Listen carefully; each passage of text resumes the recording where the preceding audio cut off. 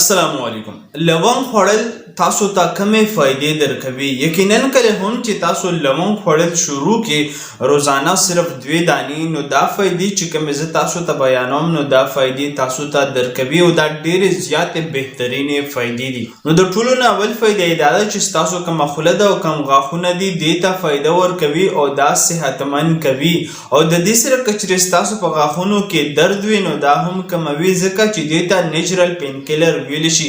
او د دې سره سره که چېرې د انسان د خولې نه بدبویي ځي، کم ده چې په میډیکل کې هالوټوسیس ویل شي، نو د هغې په کمولو کې هم فایده لري، ځکه چې په دې لونګ کې دننه انټي بیکټیریل پروپرټي ورته ویل شي، یعنې د جراثیمو خلاف قوت پکې موجوده دی چې دا د انسان په خوله کې کم جراثیم وي د هغې په ختمولو کې کوشش کوي. او دویمه فایده یې دا ده د لونګ خوړلو چې د انسان په وجود کې هغه طاقت کم چې د بهر بیمارو سره جګړې کوي، کم ته چې امیونټي ویل شي هغه مضبوطوي.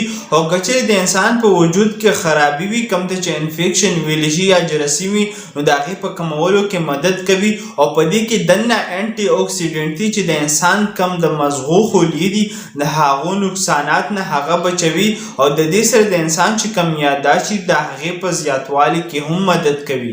او دریمه فایده یې دا ده چې د دې سره د انسان په معده کې هغه ازما کمه چې ګډه وډه وي او د دې سره د هغه ګیس جوړیږي او بدهضمي جوړیږي، نو د دې په ختمولو کې هم مدد کوي. او د دې سره د انسان په معده کې هغه انزایم کم چې د خوراک په هضمولو کې مدد کوي او د انسان چې کوم هضمه د بهتروالي طرف ته بوځي هغه هم بهتر کوي او د دې سره زیاتوالی راځي پکې. او څلورمه فایده یې دا ده چې په دې کې دننه یو ماده ده کم ته چې یوجینول ویل شي چې دا د انسان په وجود کې که چېرې پړسو وي د هغې په کمولو کې مدد کوي. او د دې سره که چېرې د انسان په جوړونو کې یا په پټو کې درد وي یا کچو وي نو د هغې په کمولو کې هم مدد کوي. پنځمه فایده د لونګ خوړلو دا ده چې د ریسرچ نه دا ثابته ده که چېرې د چا شوګر وي نو د هغه په کنټرول کېدلو کې مدد کوي، کم ته چې ډایبټیز ملایټس ټایپ 2 ویل شي، یعنې هغه شوګر کم چې غټو انسانانو ته لګیږي. او شپږمه غټه فایده یې دا ده چې کله هم انسان دا خوري نو د انسان چې کومه ینه ده